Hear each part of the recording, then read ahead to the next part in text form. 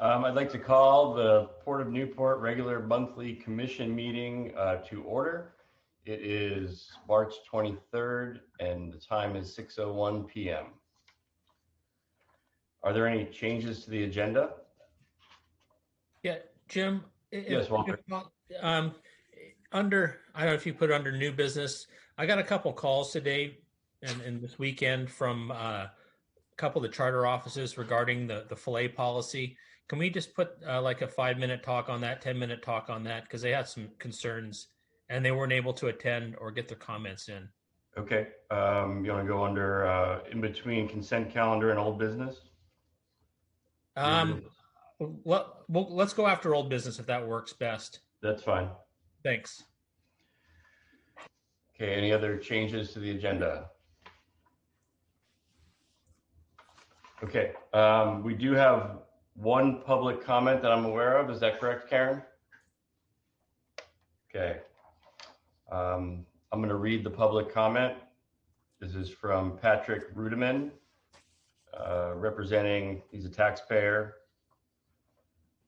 His comment is, I heard a rumor that the city of Newport is sniffing around again on wanting to put an event center on port property. They tried that before. Besides, some of the biggest event centers in Oregon never pay for themselves. Why should the cities be any different? Also, there should be a line item in the port's budget process for upcoming fiscal year for a cargo marketing manager. So the agenda item is addressed to the general manager. I'll hand that to Paula for comment. How about if I address that during my report, Jim? Okay, yeah, I saw that much of it is in your report. Yeah, I'll be happy to address during my report. Thank you. Okay, thank you, Paula. The consent calendar, any questions, comments, or motions on the consent calendar?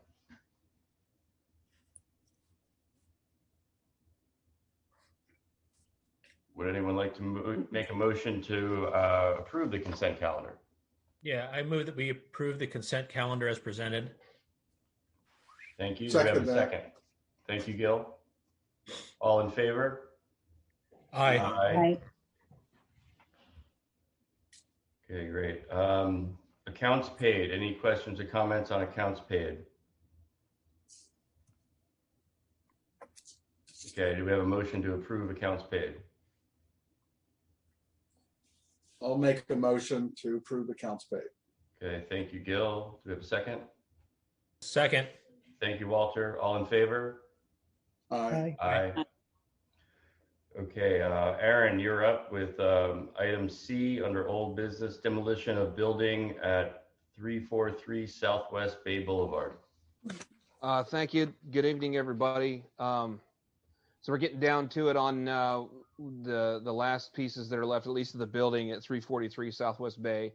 I'll be turning in the demolition permit tomorrow. We've got pretty much everything in line for them to go ahead and pull the building down. We took bids on the project and we have room in the budget. We got about $52,000 available for use in professional services, and that's what this would be under. And so I would recommend a motion to authorize the GM to negotiate a contract with Road and Driveway to demolish the building at 343 Southwest Bay for a cost not to exceed $23,160, 12 plus a $2,300 contingency. And I'd be happy to answer any questions anybody has. Any questions from the commission? I've got one. Yeah, Okay, go, Walter. Yeah. Does that include? Are we gonna have to pull the pilings also, Aaron, or just leave them there? For now, we don't have the permits to pull the pilings, so we'd have to leave them there until the earliest I think we could pull them would be in the next in-water work window, and that's kind of what I've indicated to the city. Sorry. So this is Gil. So I had the same question, but as a follow-up, when the building's demolished, you have pilings left. Is that all that's left? And then second, who owns the space then? I mean, what is this? Does this mean we have no right to do anything with that space? Is that taken away if we move the building or what? Not that we want to. I'm just curious about how the property rights work here. I can answer to that, Gil. Okay. Basically, that portion where the pilings are, it's actually part of the Department of State lands lease.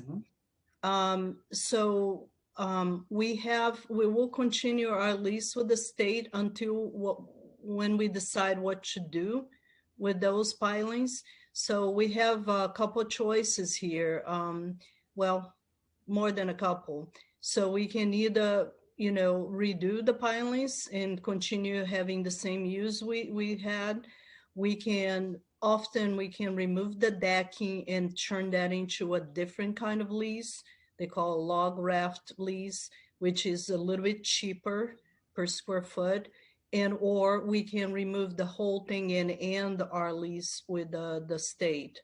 Often, as long as we have something in place, we have to maintain a lease with the state. That's their requirement. If we terminate the lease, they usually would require you to remove everything on the site. So it is still an expense that we have, unfortunately. But as Aaron has indicated, we don't have at this point a permit to do anything in the water since the fish window is come and gone. And we have to, once we determine what we're going to do. And as a matter of fact, I probably should take this opportunity to see maybe once we get through this item, if Jim would like to coordinate appoint a committee as Walter has asked for, along with staff to figure out the outcome of this. We still have some more homework to do, but then, as we do some of that, we can bring that along to the committee and decide the outcome of that property. Sorry, it's a long answer, but. No, thank you reminding me that we actually did discuss this and there would be a committee formed. So stay tuned. We have time to work on it. Okay, and determine our options. Thanks. Okay, yeah, I look forward to learning more about that. It's a good piece of property where there isn't much property, so we'll see what comes of it. Would anyone like to make a motion? Oh, right. Was that motion written down? Yeah, it's on page 51.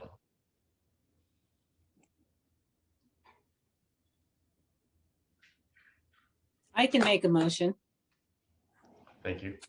Okay, so I make a motion to authorize the GM to negotiate a contract with Road and Driveway to demolish the building at 343 Southwest Bay Boulevard for a cost not to exceed $23,160.12 plus a $2,300 contingency.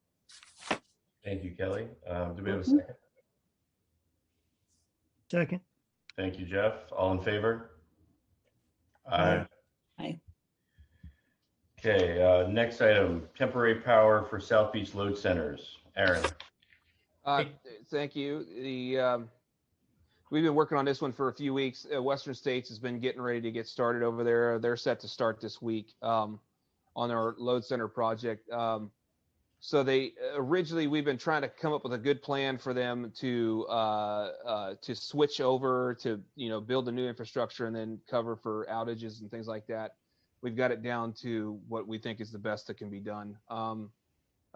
Time-wise, in order for us to be able to stay on time here, we need to go ahead and move forward with letting them get a couple of generators up and going over there. The bulk of this cost is in fuel. Unfortunately, we got to estimate for about $4 a gallon for fuel while they're in operation. So that's what most of this is. But this is the best we can come up with. We think it's gonna work pretty well. We've got room in the capital budget to cover the cost of temporary power to the docks while the Western States Electric keeps or replaces the load center. So I have a motion there, and I'd certainly be happy to answer any questions. Okay, any questions? If I may just add, as I put also in my report, not only we have this on a capital budget, but we also have this on the amount that we are borrowing from the NOAA so we have a NOAA loan, and that it also would include this amount. So Where do you think you'll pull it out from? Will you use it from the loan or use it from the budget? well, basically both. Okay. So it is in the budget, so will be included in the budget, but it's also within it's within the loan amount that we got approved for. So the loan will be actually a little bit less than the approved amount originally, but a little more than what the original contract with the contractor was for because of this. Okay. So yeah, we'll be using the funds from the loan, but we have to be within our budget. Oh, so it's both. Absolutely, Paul is right. All right. Thank you, Mark. Any questions? Kelly? Will there be any kind of reimbursement on the fuel? If difference in the price, if it's not at $4 a gallon, or is that just a give me? We should be billed at what the actual rate comes out to be. And that was one of the things that we kind of talked about, was maybe we put off getting the authorization, but I think the best thing for us to do would be to authorize this, and then because time is what's critical here. So if for some reason we wind up not having enough, then we have to stop everything.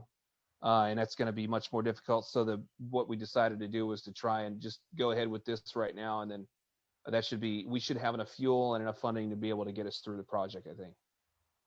Perfect. Thank you. Aaron, I have a curiosity question. Will those generators run through the night? And if not, will TCB be able to refill, or how does that work? Yeah, they're going to run, they'll run perpetually, because that's what's going to be, they're quiet. But that's what we had, we need that power to keep the docks going. I had specifically asked that Western States be totally responsible for the operation of them, simply because it's going to be, it's a little bit more, the process there is more linear, instead of trying to bring some security officers down to help them understand how to operate the generator. I think it's a bit outside the scope of TCB anyway. Okay. And then trying to put our own personnel on it, and then it causes staffing problems for us. I think you get into overtime, it'd be more expensive. So what I told him was, I said, give us a cost for you guys we want you guys to operate these. Aside from that, sometimes with generators, you wind up with different types of alarms and and I'm much more confident in the electric companies or the electrician's ability to operate those than I would be ours or TCB. Okay, copy. Thank you. Yeah. So I got a question for Mark. So this wasn't part of the bid, or it's a little bit higher than was bid in the contract, but it's going to keep it within the budget parameters. Is that what you said? That is correct. Okay. And when are they talking about doing this?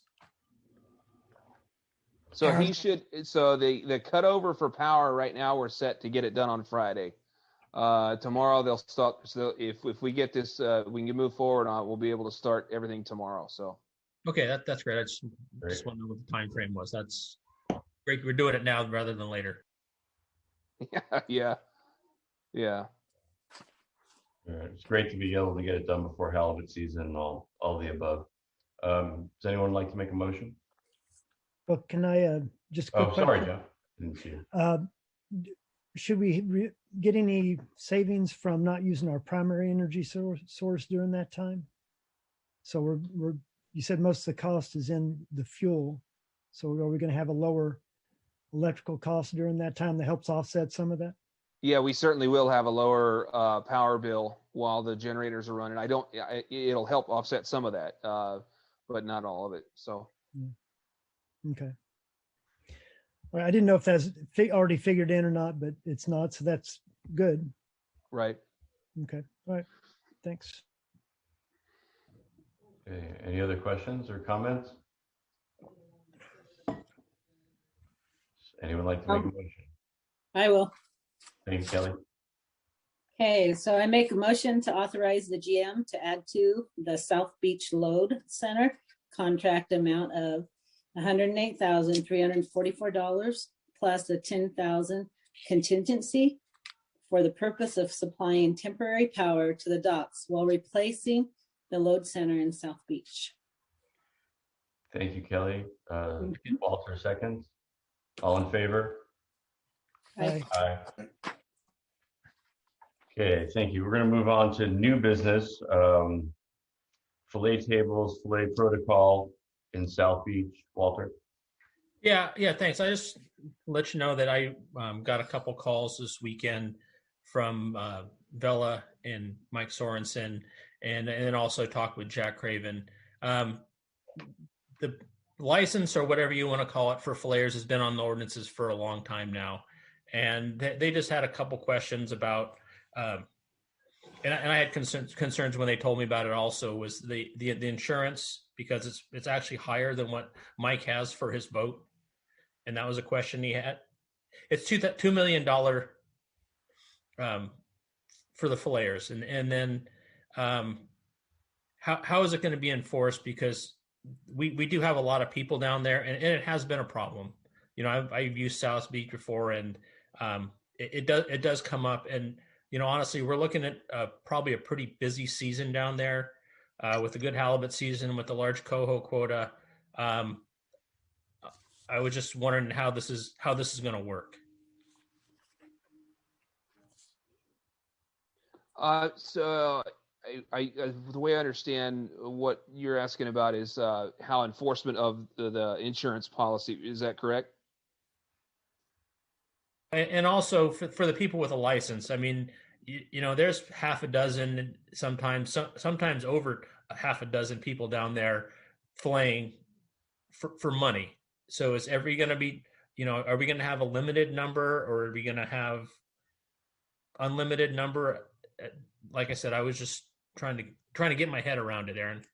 Yeah, the idea is that we want the filleers to be spread out to the extent that they don't prevent your average recreational boater from having I shouldn't say prevent, but to the extent that they could, we don't want to have them take over an entire table, for example, that we've not designated for that sort of use, until we can get another table in there or two, and be able to give them their own home, so to speak. But the idea is to get them spread out enough that recreational boaters can still have plenty of room to be able to operate as they choose. And you know, I've heard a number of different arguments on, and I've even said before, you know, a couple years ago when we were talking about tables, the filleers they are a benefit, because they, you know, there's a lot of people that will go ahead and see that there's somebody available there and ask them to go ahead and fillet their fish, and they move things faster that way. But the tables are there primarily for the purpose of people to recreate, and for a lot of people, cleaning their own fish is part of the recreational experience. They want to be able to do that, and some of them are a little bit slower than others and better at it than others, but it's what they're there for, is for them to have an enjoyable experience being able to catch their own fish and then clean it themselves if they choose.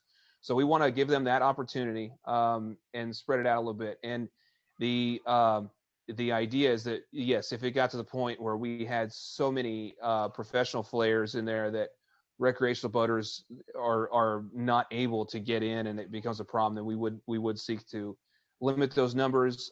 We want to allow the people. We haven't had a problem, I don't think, with the current filleers that we have, the people that have been doing it for so long. They're courteous, and they generally listen to our feedback when we give it to them. So we're not seeking to stop them from doing that. What we're looking to do is, as things grow, and they will continue to grow, to not have a situation where we have more professional filleers than we have space available for both them and then also the recreational boaters. Regarding the enforcement aspect of things, I guess the best answer I can give you is how we will enforce it is to the best of our ability.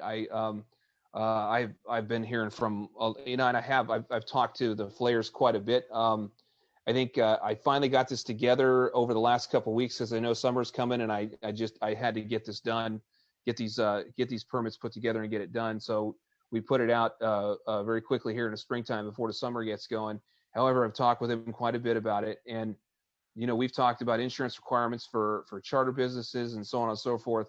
What we're seeking to do is to implement the standard insurance requirements of the port and get people to follow those. Now, there's going to be people, like I've talked before about the quality and quantity of enforcement determines how much compliance you have in a lot of cases. And if what we're hearing from the Port Commission is that the Port Commission is unhappy with the level of enforcement of the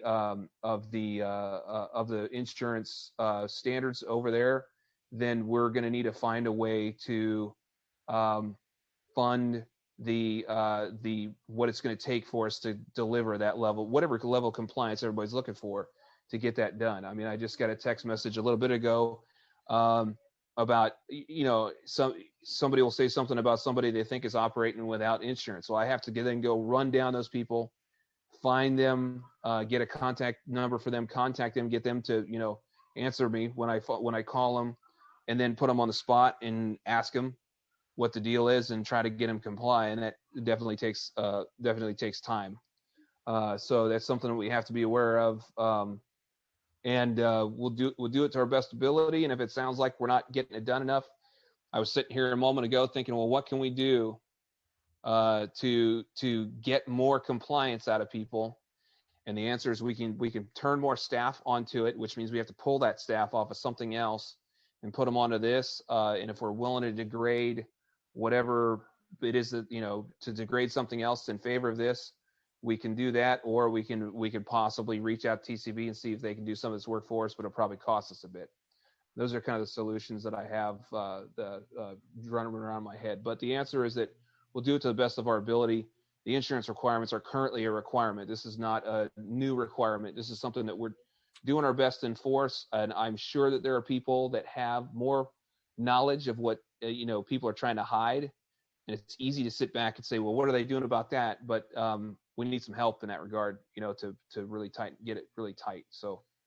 And if I may add to this, even though, because you mentioned somebody had less insurance than what the filers are required to have, Walter, the reality is, as Aaron indicated, we do have a certain minimum requirement to everybody equally.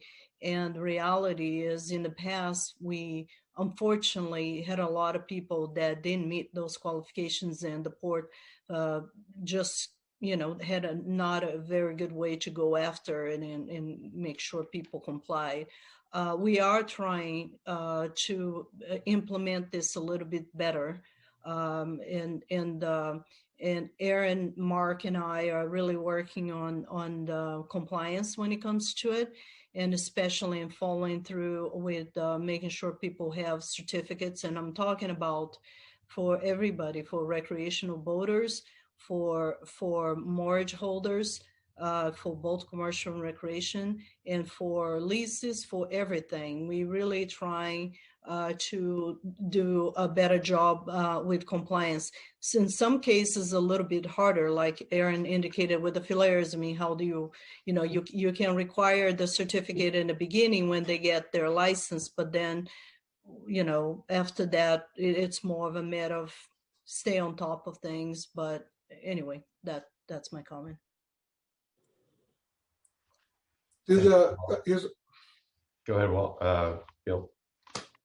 So 2 questions. So has congestion been an issue before, Walter, or is it just expectations that it's going to be really a big problem this year? Both. As someone who goes down there and as a user, it is a problem. And I know, Jim, you go down there quite a bit. I mean, you can chime in, but my main concern is when I was told this is that, I was part of doing those ordinances, and I'm glad that we're enforcing them, but I would like to have seen a better plan going forward to enforce them, other than we're just going to start doing it now, because I'm a strong believer in being fair about this. And we should have notified them about saying that, this year we're going to say, hey, we're going to start charging for the permits. And I was part of doing that ordinances, and it's been on there for a long time. and I said before, we've had a South Beach South Beach users group. It's been for a long time, and this is one of those things where we have a terminal committee, we have a commercial fishermen's user group, and I just think that if we need to get these people's input before as part of our decision making process.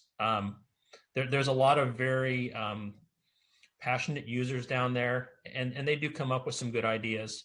And it puts our port staff in a bad problem. The people who are down there in South Beach, when we start enforcing these things, and then they have to bear the brunt of what they hear from the public. We're looking at a pretty busy summer, I'm hoping. And then, maybe if we could get the South Beach users going again, reach out to some of these people and say, hey, this is what we're going to be doing, and let them know, and have them get some input before it becomes the summertime. And I would like to point out on the front of reaching out to them, if you recall, toward the end of last summer, we had flayers come out to the meeting and applaud us for the reaching out that we have been doing. I've spent all last week talking to flayers on the phone pretty much every day. Yeah. This is not a surprise. This is not something that just came up. This is something that we've talked about all year. The Port Commission authorized, and we talked about this. And this is not something that we just all of a sudden sprung up on everybody and said, well, we're going to enforce it now. This has been coming, and they knew it was coming.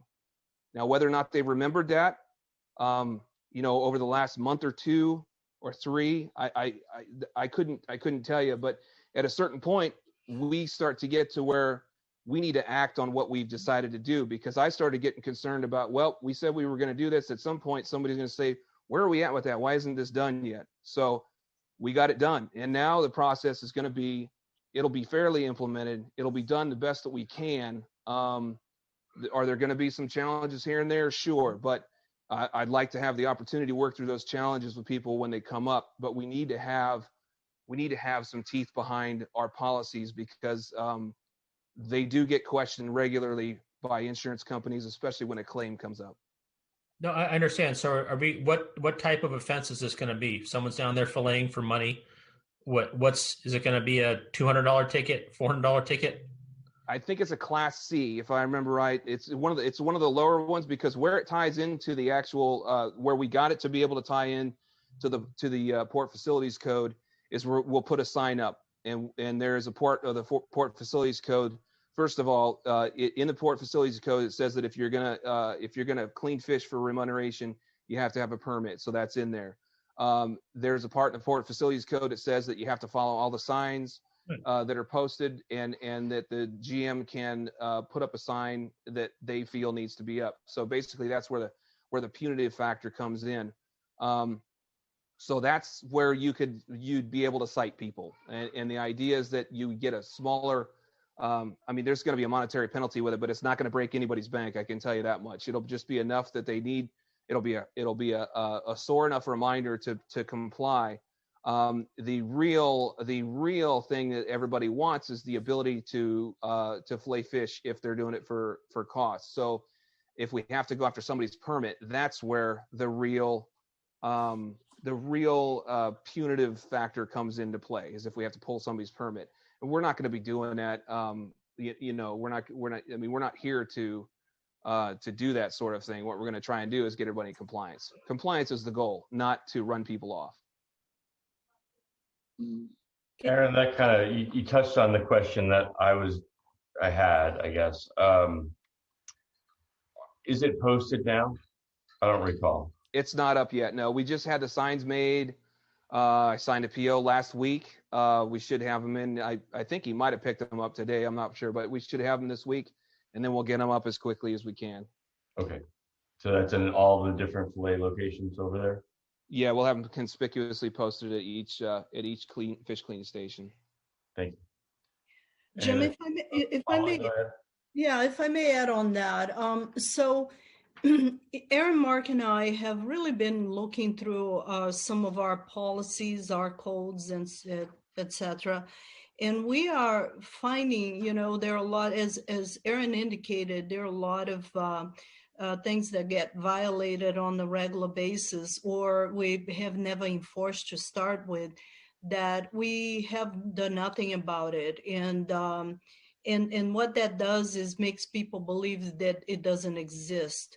And I think, you shouldn't create policy if you cannot enforce them. And that is something we are really trying our best to really start to enforce. And as Aaron indicated, as we are really pushing to do some stuff is very, like insurance, it's straightforward. People should know that you required insurance. It says right on your mortgage license. But there are a few things that are a little bit more obscure. And things like the license for the fillers, for instance, it's something that it does require a little more conversation. And I gotta say, I believe I heard Aaron talking to them about this literally for a year or so. So this is something that had been on the works, but we are really going to try our best to make a better job of enforcing our rules and policies and codes, etc. Because otherwise, if we can't do that, we might as well remove them. Because what ended up happening is, as Aaron mentioned, it got us in trouble with our insurance, and that even includes for HR policies, for leases, for mortgages. I mean, you name it. We have all kinds of policies that sometimes we haven't followed and were enforced. And we are really trying to change that. Just because they haven't done it in the past doesn't mean we can make it better for the future. And we will try our best as we enforce things to be more linear with people in the beginning, giving them time to deal with the problem. But we will be enforcing them. So. Good point, Paula. If we're going to make the policy, we should follow it. Yeah. So I got one more question. So Aaron, say a fillayer gets a permit, well, what does that allow them to do? I mean, if no one wants to use their services and there's a big backlog of people wanting to do their own fish, do they have to move? Okay, run me by that scenario one. I don't know that I understood that scenario. Can you? So what does that license entitle them to? Does it entitle them that they own that they're basically rent? And what I'm saying is, a lot of people like to clean their own fish, and if they're standing there waiting for someone to use their services, do they need to move out of the way for the member of the public who wishes to clean their own fish? Because in the past they've been reluctant to do that. Yeah, I wrote it into the, matter of fact, Paula added some language that was even better than what I wrote up. And that was, they are not guaranteed the spot. They're not given rights to the spot or ownership of the place, or it's not a lease or anything like that. It's a permit of an activity on the port. So what we, and I think that's one of the things that, because we get complaints, we get complaints from every which direction, including from people that make that same claim that they want the space. They shouldn't have to come up and push somebody out of the way. Not literally. I'm speaking figuratively, but in any case, the idea here is that we allow them to be there and have a place where they can fillet fish if there's a spot available to them on a first come first served basis, just like with everybody else. And that's it.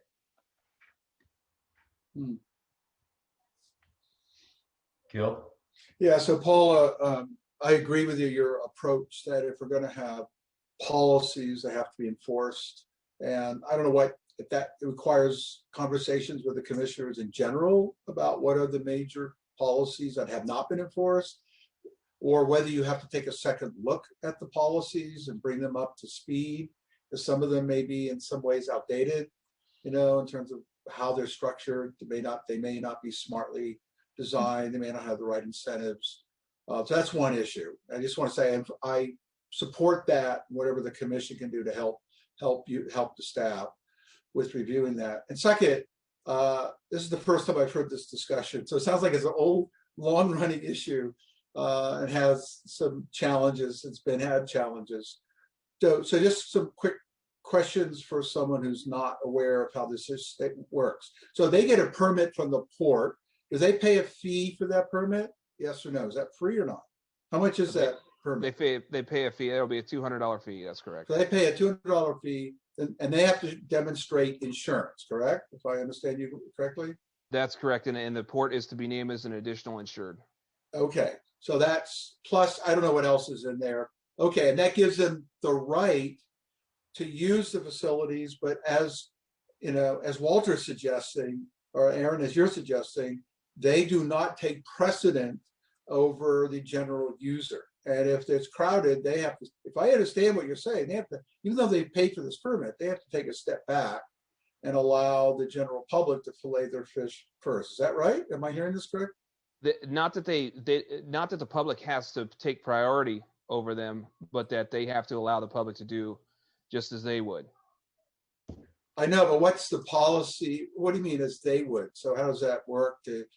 So people don't want to stand there for 2 hours getting their fish filleted, right? So they want It's to, first come, anyway, it's first come, first serves, but that mean, I don't understand what that means for professional filleters. So they could be there and then new customers come up to them, want to pay them. They've got a position there. They could be there for 3 hours if they have paying customers without moving. These are all different paying customers.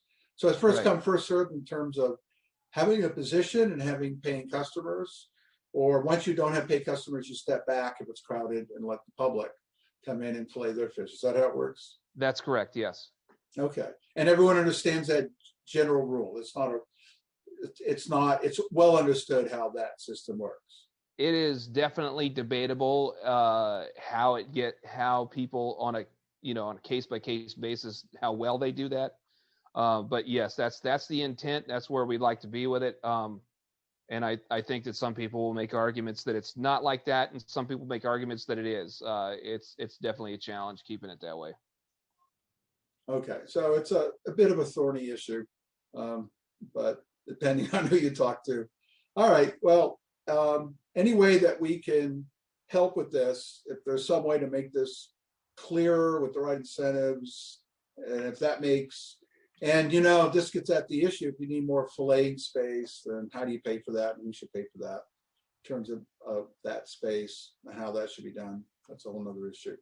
That's what my main, I really would like to get more space added specifically for them. That way they have their own home where they would be able to have, this is where you have priority because you've got a spot here. Because that's what a business person really, that's how they reduce their risk to things is having certainty that they will have a spot to do it.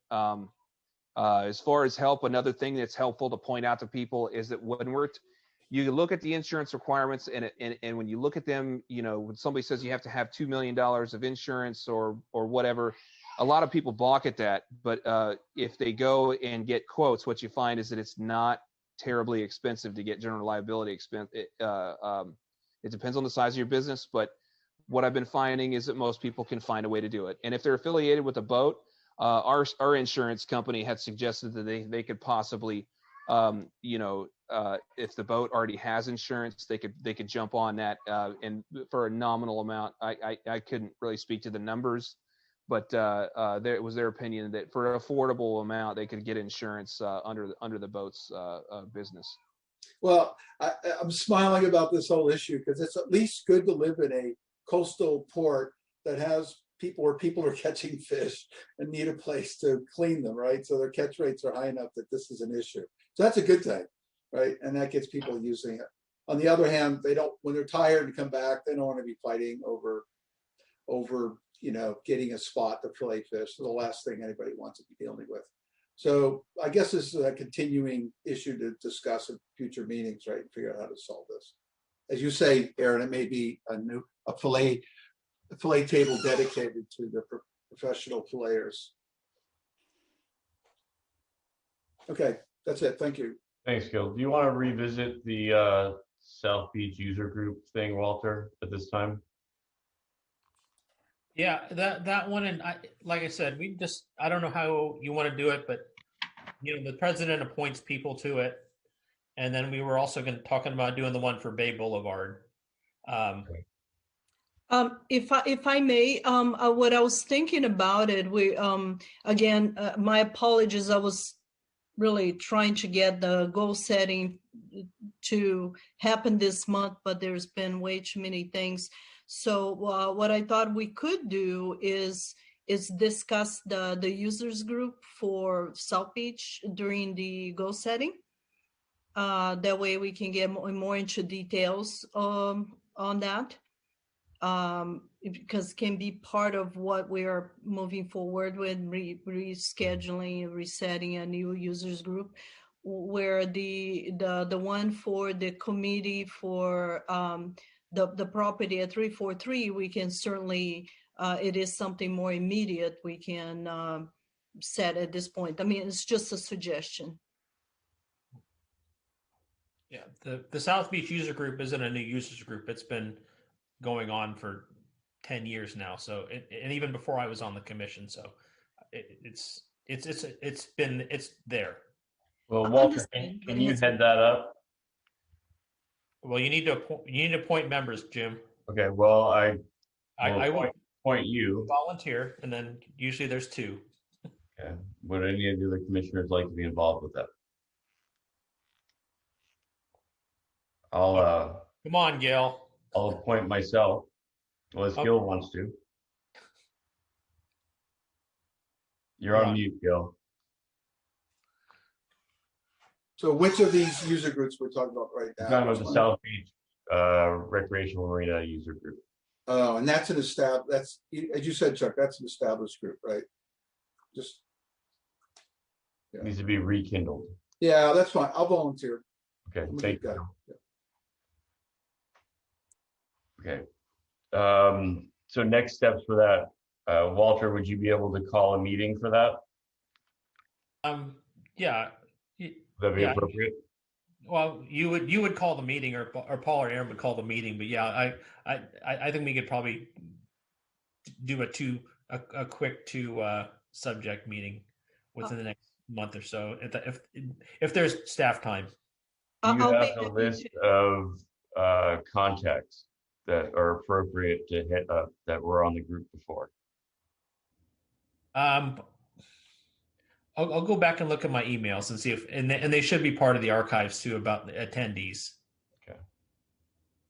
So Walter, if you want to take a look at that, if not, maybe we can reach out to a few other people and see what their interests are. In previous committees like that I dealt with like that, people would volunteer to be part of it, and then we would bring that up to commission to establish them as part of the users group committee. But I don't know how that was done here. We just had a subject or two, and we invited the users to come to the meeting. We didn't have any specific. No, people. okay. It was, Go ahead. it was formal but informal. You know, when we were doing the Yeah. ordinances, we had concerned people coming in, and just to let people know what was going on. All right. Well, I'll work a date with you. I'll try to see what is a good date. We'll try to establish that, and then we can send an invitation out to folks at South Beach and go from there. Okay, so that'll come from the admin office. Yeah. And Walter and Gil will sit on it. Yeah. And how about the 343 property? Well, let's get to that in a second. I think with the boats from the Embarcadero transferring over and more charter boats being over in South Beach, I think we're getting ahead of it. I think there'll only be more issues as the season goes on. So I think it's a really good thing. Thank you. As far as the Bay Boulevard property, I would like to be involved with that. And I think another commissioner who would like to join me in that effort.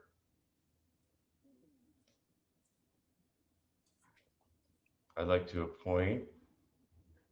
It might be my turn unless Okay. somebody else wants to do it. No, I was going to appoint you, Jeff. You just didn't show up on my screen. Okay.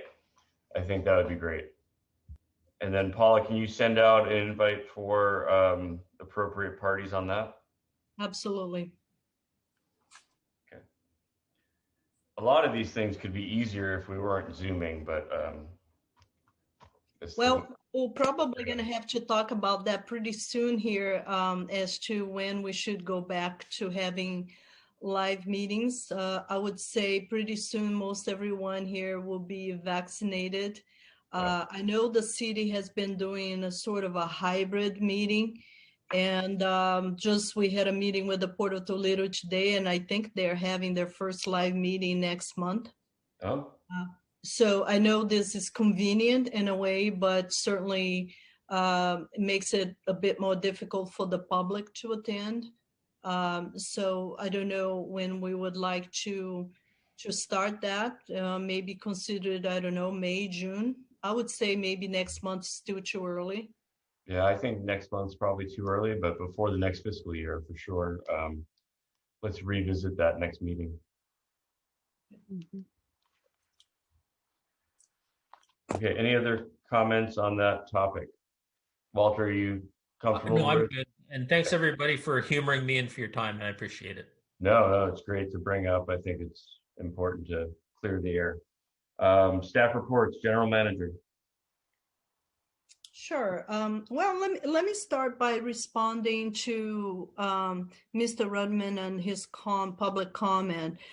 He does say something about he hears that the city of Newport is starting to look into the event center again. And let me clarify that that is nothing to do with the city of Newport. We put something in our budget in which we have discussed it before. It actually was in our previous budget as well. But because of COVID, it was not a good time to look at anything that means gathering of people. And so we kind of left it aside, but we thought maybe it's time to revisit. And what that is, first of all, just to clarify for everyone, it is kind of like a covered outdoor building, basically, is what we're looking at it. It's not something, I think the event center that they talk about in the past, there was, my understanding, a concern from hotels that they would be competing with them and things like that. In our case here, we're looking, I think that the conversation started with the Seafood Festival, where they spend more than $150,000 a year and just on covered, on a tent. And with that, we thought, well, is there a chance we could have a space that could not only have that seafood festival, but maybe, I don't know, some RV boating shows, other events. Rogue talks about having Oktoberfest and other things. So what we put it in there is a budget to look into a possible plan. Is it worth it? First of all, cost and benefits analysis. Is it, how is this going to work? If it's not going to work, it's not going to work. And what we will do is look for grant money to cover that cost. So this cost is not just going to be fully coming out of our general funds, hopefully. So we can at least figure it out if this is worth a while or not. And as far as hiring a marketing person for the port, I don't think this is quite the time for it.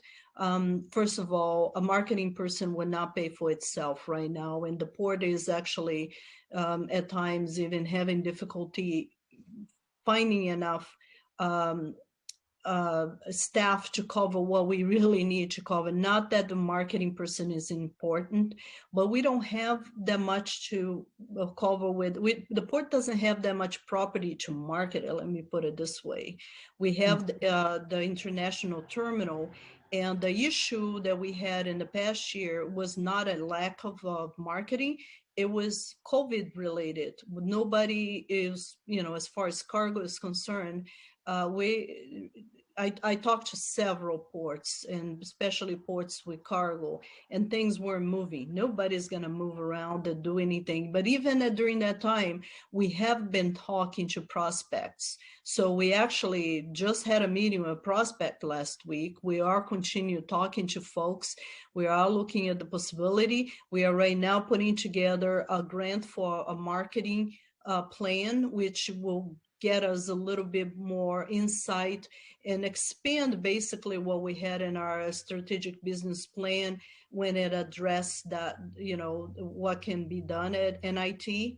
But I want that to be dipping a little bit more and very specific. So that's what we're working towards right now. We had a grant application out to the USDA, as well as we are looking into maybe Business Oregon for that as well. So bottom line is, I just don't think this is the time. Our budget just wouldn't sustain a marketing person for that particular position.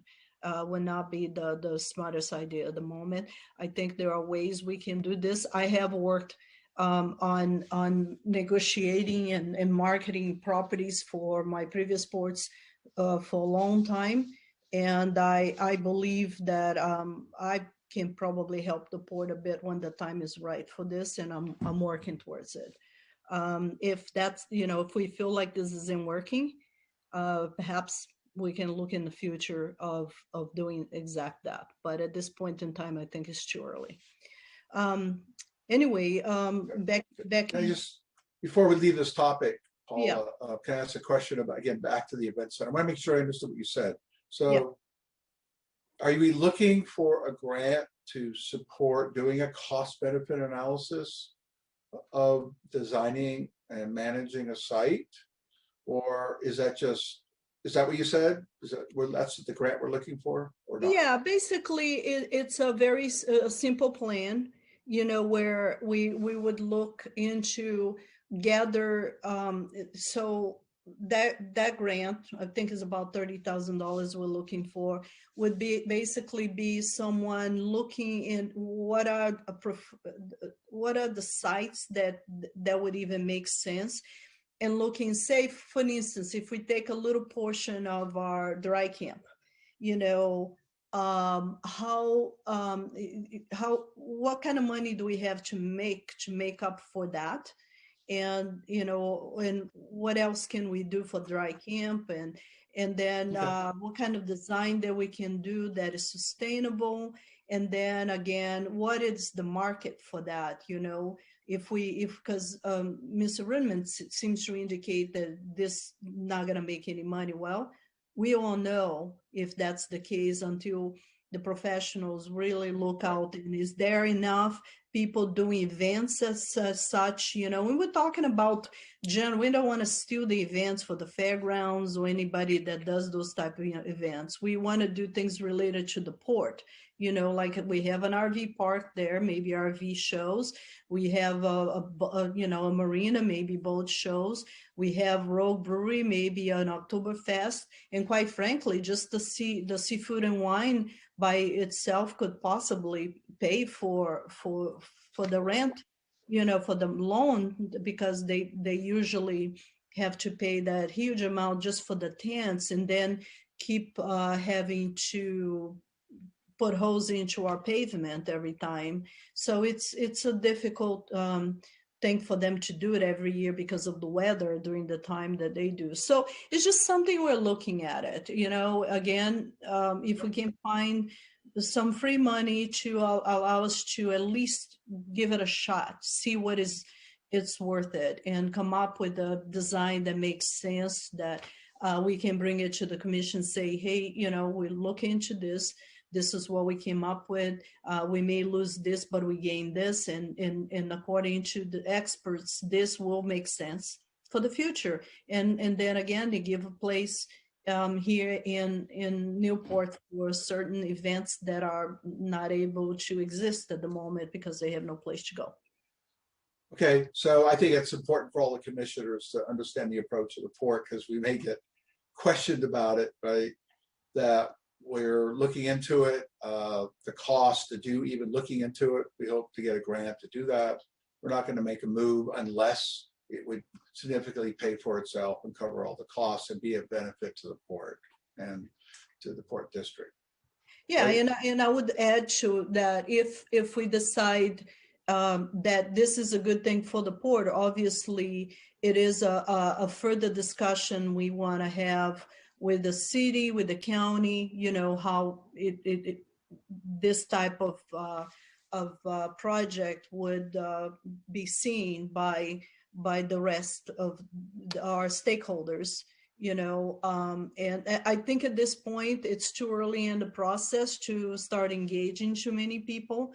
But we're not trying to steal space that the hotels right now are, you know, providing. If anything, would add business. If we have events of the kind that we're talking about, it will fill the hotels. And then the other side of it, we are not trying to steal spaces or events that goes into the fairgrounds either. So this would be a coordinated effort in how this could work, but we won't know until we have a plan and know what makes sense and have that discussion with them. So I think it's important to note that it was relatively low on the budget priority list, and you know, it's really about seizing opportunities to make revenue if they exist. So I think those are some good points. Thank you, Paula. Mm-hmm. Any more questions? Yeah, Walter. So I understand about going out for the grant to look at it. But I was part of the couple of the rogue expansions, and we had a lot of the community very concerned about the port industrializing South Beach, and that putting up too many buildings down there would take away from its character as a marina. And that's kind of what to them South Beach was. And I'm all for going forward with the study, but I think we should do a little bit of outreach to the community to make sure that they understand and we have their support going forward also. And it's just, you know, it's bad history, but you know, the mayor was recalled over that, and you know, there's still some sore feelings about that. And before we start going ahead, like we're going to be looking into this, we should make sure that we reach out, whether it's through our Facebook page or you know, something through the newsletter or whatever, and just letting the community know that we're not going to do this until we get everybody's input, but reach out to see what the actual acceptance is from the people who work and go down there, and get that feedback. Yeah, absolutely, Walter. Thank you. I would say at the same time, you know, again, first, I think it would be nice to get a buyout from the city and the county, but at the same time, as we approach them, obviously, making sure the community is on board it's absolutely a must. So we'll make sure of that. I prefer to rather have the community behind us before the city and county, because in the end, we're going to hear from the community a lot more than we're going to hear from the city and the county about what we're doing. Okay. Okay, any further comments on that topic? Okay, Paula, the rest of your report. Okay. So as you know, this last week, through my report here, this last week was the PNWA, or the Pacific Northwest Waterways Association mission to Washington, our first virtual one. And in spite of being virtual, I was long.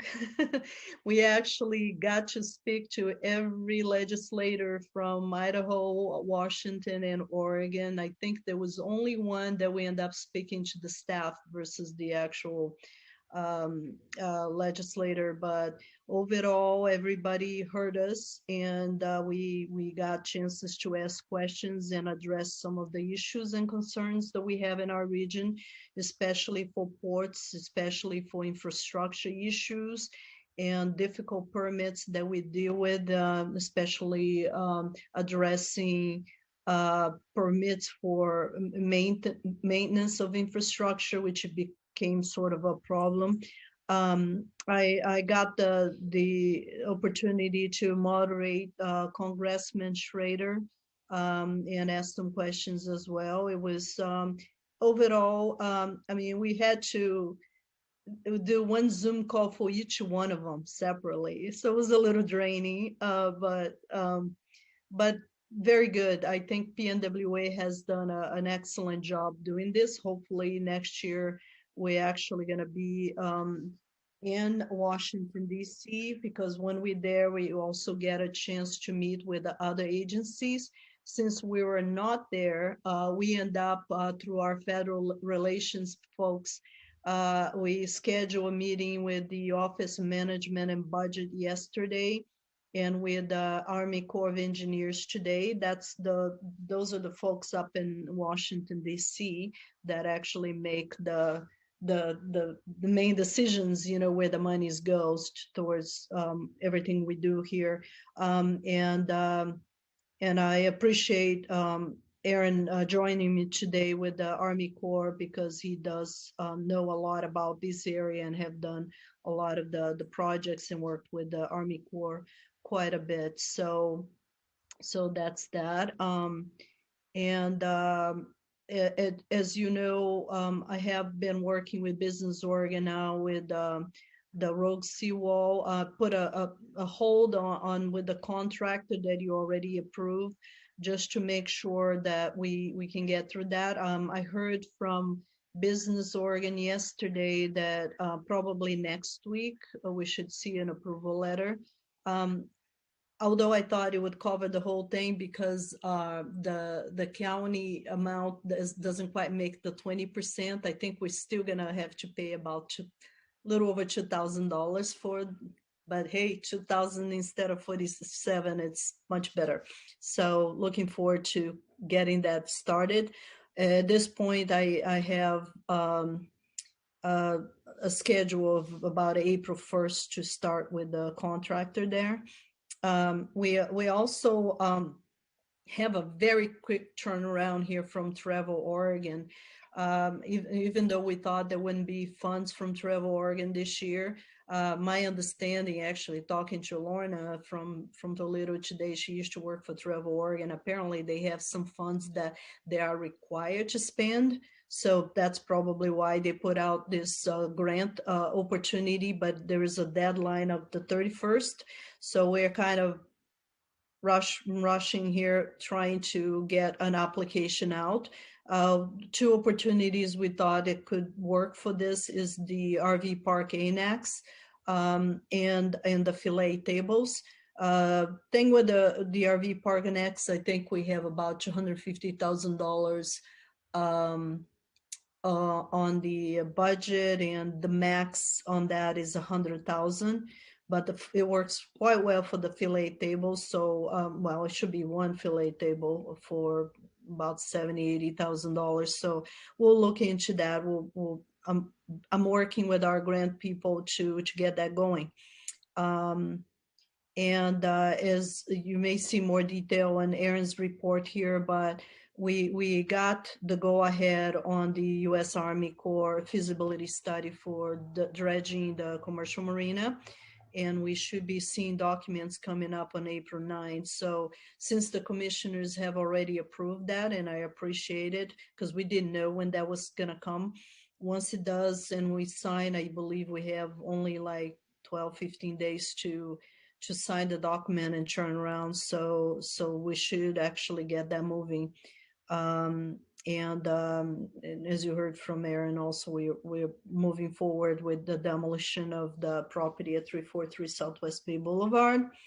And I believe there was a question from Jeff on the administration building and where we are with the loan. We, as you heard, we are still waiting for our well, I wouldn't say contractor, because we hire someone as a consultant to look at the drawings and give us an estimate. But that came quite high. And so we made some modifications and how we can bring that price down. We're still waiting for that estimate to come to us. Probably should be following up with them, see where they are. I know it takes a bit of time because there's a lot of work involved in putting that together. But I have talked to Business Oregon and told them that that amount may change a bit. We're still waiting to deal with the pricing. I believe they put a stop on the application approval until we know for sure what the amounts will be. I sent them an email to confirm that that's the case, but I'm pretty sure that that's the case, that they are just waiting from us to give them the go ahead. It's not that they're not approving our loan. It's more to do with they just want to know what that amount will be. Do you have any more questions about that, Jeff? No, I guess I was just curious about over time if interest rates rise and if there's such a thing as locking in interest rates with the state or how that works. Yeah, I mean, with the state, it's like basically in the date of their approval is when the interest rates are. I haven't heard about the interest rates going up. Usually they tell us, especially if we have a project already underway. But I'll confirm that just to make sure. Last thing we need is the price of materials going up and then our interest going up as well. That would not be good. So, anything else? No, I think you're right. We might be able to handle one, but both would be a little bit of a double whammy. Yeah. So, All right. I had one real quick. So have you reached back out to Capri and Goble to find out if there's a timeline for that new bid or the new assessment of what they think it's going to cost? Well, we're working directly with the consultant at this point. So the consultant is actually, even though they keep Capri and Goble aware of where things are, we actually the ones who hire them, so they will be reporting to us. Okay. Yeah. Thank you. Yeah, you're welcome. As you may see there, Port Dock 5 Pier, the project seems to be stopped at this point, but as I mentioned, it's not. They are doing a lot of work off-site. So things are moving forward and underway, and it should be completed on schedule, if not earlier. And so it's looking good so far. And again, kudos for Aaron. He's done an excellent job on working with those folks and keeping things progressing. Likewise with the electrical work at Port Dock 5 and 3, that portion of the work with the engineering and planning is completed. And at this point, we're working on proposals and hopefully get that out soon because the intent is to have this project underway in September. And it just takes a little bit of time to get that going. I think you heard enough about the load centers and where we are, considering we need the generators, and the project here will be starting tomorrow. Just want to highlight a little issue that a couple of you may have heard, but I haven't brought it to the entire commission yet. We thought we had a lease for our Port Dock 1 structure, and as it happens quite often with ports in general, sometimes you own something for so long and you think you have all the documentations and contracts and leases and whatever you need, and then to find out you don't, especially when it comes down to Department of State lands, because often ports have been there before the Department of State lands even existed. Well, we approached the DSL to modify our lease, and that was in order to square out Steve Webster's property. You know, he just built this new dock over there, and we're trying to be the good neighbor, and all of a sudden to learn that, oh, apparently we never had a lease.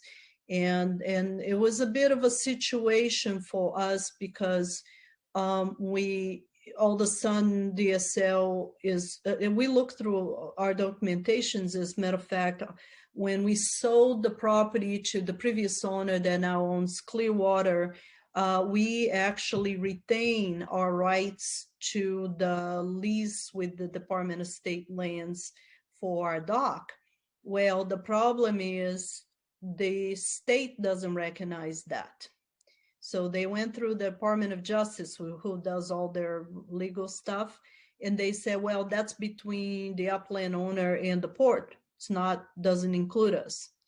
And so they basically say they have to offer directly to the upland owner before they offer the lease to us. If the uplanders say no, thank you very much, then they gotta offer to whoever, and whoever gives the highest bid will get the deal.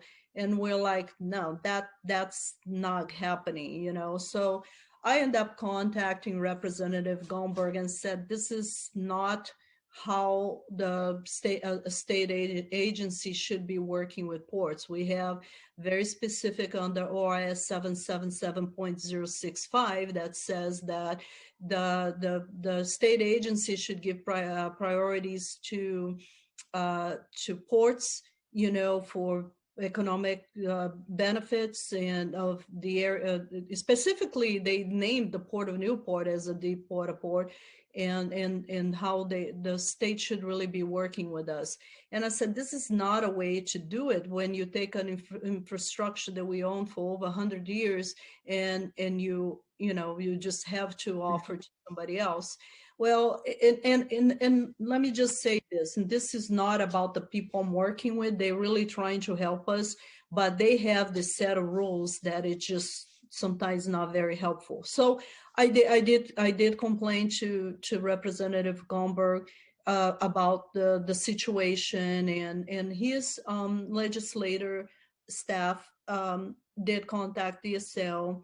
And apparently they end up finding a way, something that was hidden that they didn't even know, that they can possibly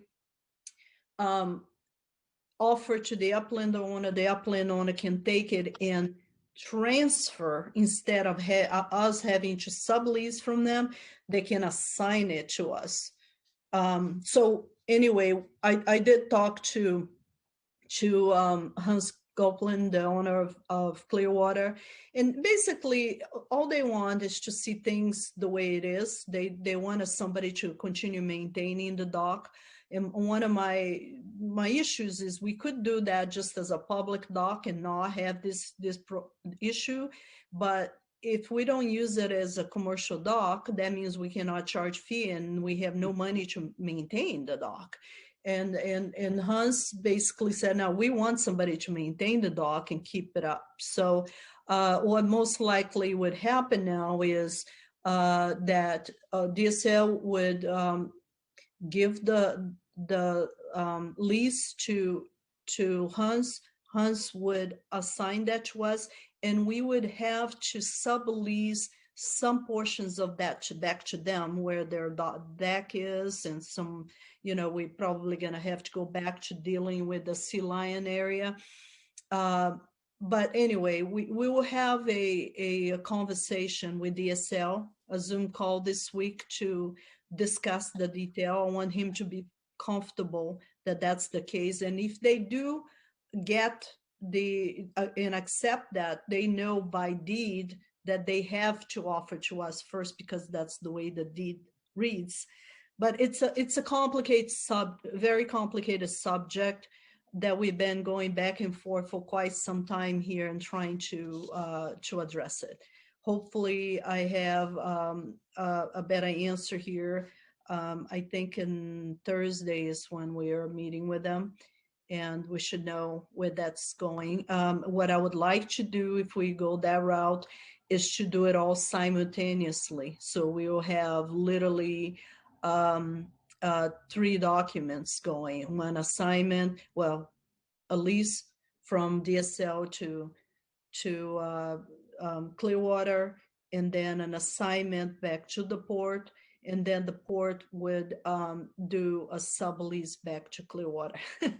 So that's my intent, is to have all done simultaneously so that everybody's happy, everybody got what they need. And but I still told DSL, well, that still doesn't address some of these issues on how the ports are treated in general. And I talked to OPPA about that too, and there are a few subjects related to that we are constantly trying to work through with DSL. So I'm probably going to be still working with OPPA and with Representative Gomberg, and perhaps bring Senator Anderson here on board to see if we can bring something to legislation to change in how ports are treated in general, and give us some preferential rights at times, especially maybe make sure we are grandfathered in some cases, because that is just not happening. This is the third port I work a lot with DSL, and we always have the same problem over and over and over again. It's not going away, but this is the ugliest I ever seen, where we basically have 100-year-old dock that all of a sudden we don't have the rights to get a lease. That is just not good. So I have a question, Jim. So interesting issue. My head's spinning here trying to track it all. Sorry. But it sounds like the underlying issue is you interpret existing statute differently than how Department of State Lands interprets it. If I'm hearing the bigger issue here, because are you arguing for a clarity of existing statute, or you are arguing for actually new law about how ports are treated? No, the statute is the statute, and it already says that they should really put us a step above in terms of addressing economic opportunities. But the issue, it's not even, that's not what I would want to change. What I would want the legislators to address is the DSL rules. And the DSL has all kinds of policies and rules. They usually go through that rule change by creating a committee, which I've been actually a part of 2 DSL committees in the past, where they have people from all kinds, including the school board, who usually are the beneficiaries of all the monies that go to DSL. And because they kind of got to agree to certain things, especially when it means, money is going to be taken away from them, they quickly go, oh, no. So with that, there's usually they go through this rule change, but sometimes the legislation can also address certain issues through legislation versus through their rules. You know what I mean? So that's what I would like them to do, is it's somehow, and I'm not sure what part of that would be. And this is something, again, that I'll probably be working with the OPPA, and we have a lobbyist there, and they know better how you address those type of rules. But certainly some administrative work through the legislation to address the problem. And there are so many. I think we need to figure out how we do it, and see if we want to be more broad about ports, or if we want to be very specific about specific problems we had. I'm not really sure yet at this point, Gil, but there's definitely a problem there that needs to be addressed. Okay, so you're working on it with the organization. So yeah, be interested to hear you report back on this over time. Thanks. Thank you. Any more questions on that? Okay, I'm almost done here. Okay, so you folks should have received the port's newsletter. You made comments about the nice picture of Jim, so I'm sure you did. So hopefully you enjoy it, and everybody else in the community. Just to share a little bit about the port. As we discussed this previously, I think we would like to try to do a second newsletter this year. By the end of the year, we do have enough in the budget. Last year, because of COVID, it was just, not a good year to do it. But this year, I think we'll have more things going on, and that's the intent. So maybe plan a possible fall newsletter, and we'll see where we are with things at that point. Also want to let you know that the city of Newport approached us on a permit to have fireworks this year, so there will be fireworks. And we have to just figure out how to plan on keeping distance. Maybe by July everybody's vaccinated, who knows. So for the finances, I didn't want to get much to it, but I mean, you can always see Mark's report, and we just went through the budget. So if you have any other financial questions, I'll put Mark on the spot here. Otherwise, I think things are still looking pretty good. And like I said, I think what we'll do is we'll send out a survey to figure out a good day for a goal setting. We've done few of the things we normally do at goal setting for, choosing the priorities and things like that already. And quite frankly, I think what I would like to do is maybe next year's do the goal setting in January before we do the budget, because I think we're putting the carriage in front of the horses here with the budget and then the goal setting. And I think we've done that way in the past, but I really would like to do the goal setting and then the budget, because that makes more sense, including the priority list and everything else. But I at least want to do a recap of where we are with our strategic business plan and where we're going and what have we done already and where we are and what else you would like us to prioritize for the future. I think that would be a good thing. So besides that, you'll see the list of meetings and other things we've done. And if you have any questions, be happy to answer. Any questions from the commission? Jeff? I have one question. It's an item that's upcoming in Aaron's report, but I thought maybe I'd ask Paula, and that's about Port Dock 7 insurance claim. I was just kind of curious, maybe a little more information on that. What if the claim is approved, then what is the money used for? Is it so that's my question. Right. Well, we went back and forth with the insurance, and I guess mostly Mark and Aaron really have been working with the insurance. First, they tried to deny it because the way they thought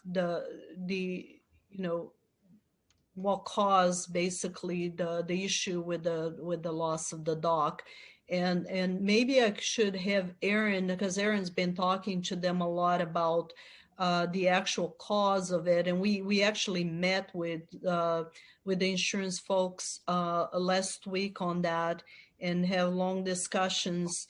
And we're trying to make sure we have the proper language and the proper insurance to cover what we have there, because bottom line is if we have insurance for docks and it doesn't cover that kind of loss, then what's the point of having the insurance? So before I hand this to Aaron, as far as the money is concerned, probably what we would do is put that money on a pool and use it towards matching to unless we figured out other things. If we figured out there's a way we can fix few things there with that money, we'll probably use for that. Otherwise, probably would be matching whatever grants we get to get the plan moving forward.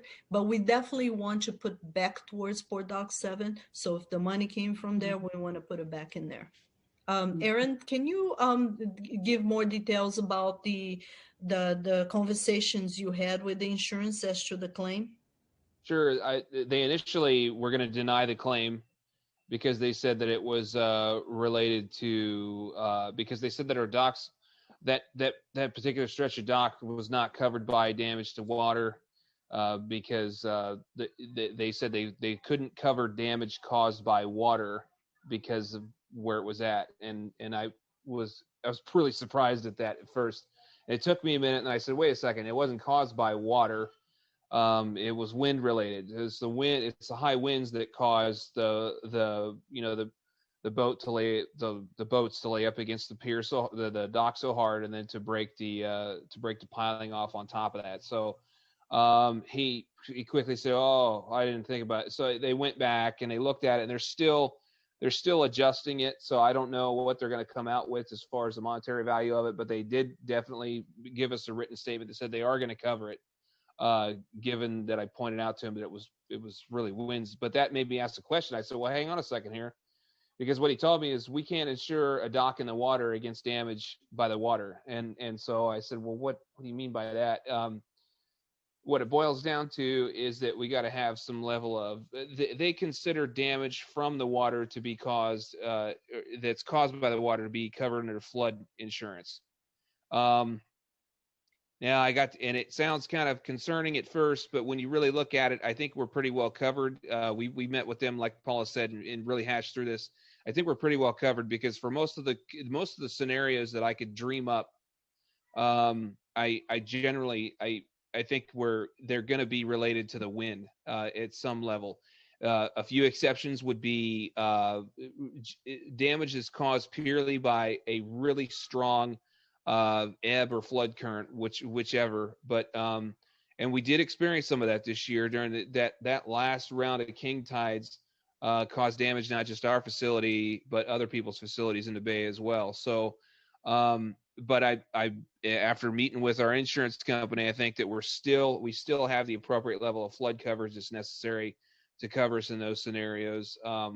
So I think we're covered. I was just a bit taken aback at first by that, but I think we got it taken care of.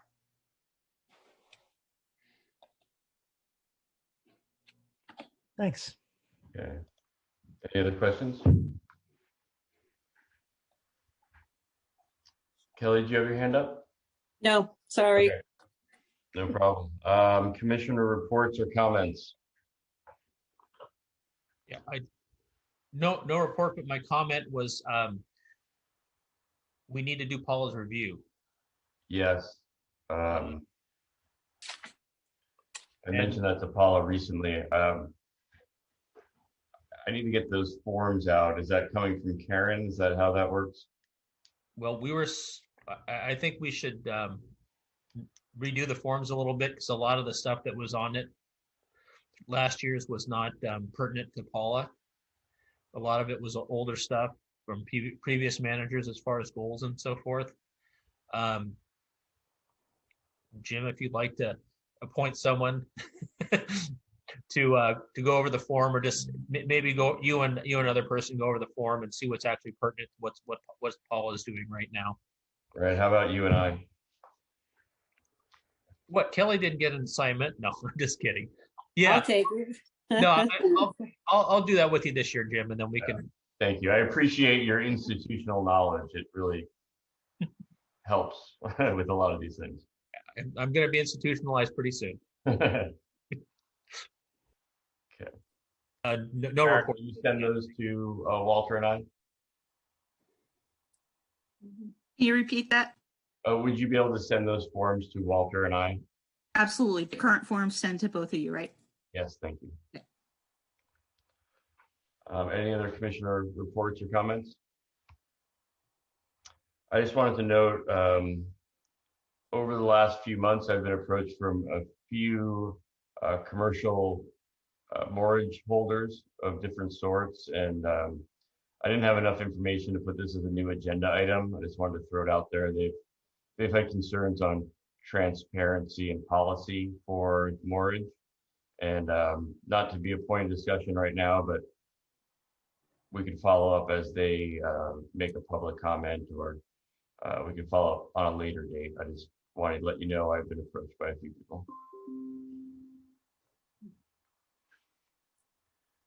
Okay, calendar and future considerations, budget hearing, regular commission meeting, April 27th.